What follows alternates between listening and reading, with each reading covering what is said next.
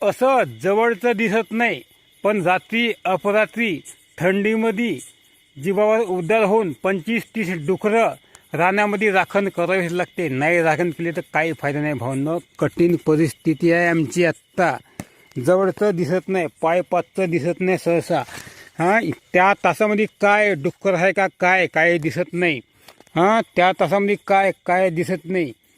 पण जीवावर उद्धार होऊन पोटाची भाकर वाचवण्यासाठी एवढं खटाटोप करायला लागते भावांनो. आता खराब हे नाही का सांगायचं तुम्हाला. भरपूर शेती असते तर मी एवढा त्रास भोगला नसता. जाऊ दे म्हणलं असतं, जेवढे खाते तेवढे खाऊ दे म्हणलं असतं. पण आपली 1.5 एकर जमीन दिली, आपली 1.5 एकर जमिनीतली आपली कपाशी खतम झाली तर मग खायचं वांदे होते वर्षभर. खराब गोष्ट आहे. त्यासाठी एवढा खटाटोप जीवावर उद्धार व्हावं लागते भावांनो. गरीबाला जास्तीत जास्त लाईक करा, कमेंट करा, शेअर करा, सबस्क्राईब करा. तुमची एक कमेंट आणि लाईक म्हणजे आम्हाला प्रोत्साहन आणि आमचा व्हिडिओ पुढे धकण्यासाठी एक पायरी आहे.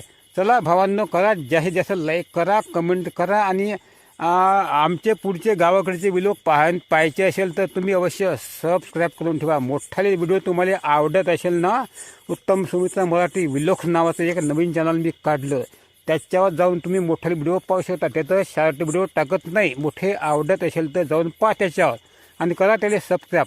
आणि शॉर्ट आवडत असेल तर तिथं मी काही टाकत नाही, तर तुम्ही त्याला मग तुम्हाला शॉर्ट आवडते ना, तर मग सबस्क्राईब करू नका त्या चॅनलला. याला लागत करू शकता सबस्क्राईब, काही हरकत नाही. चला भावांनो, नमस्कार.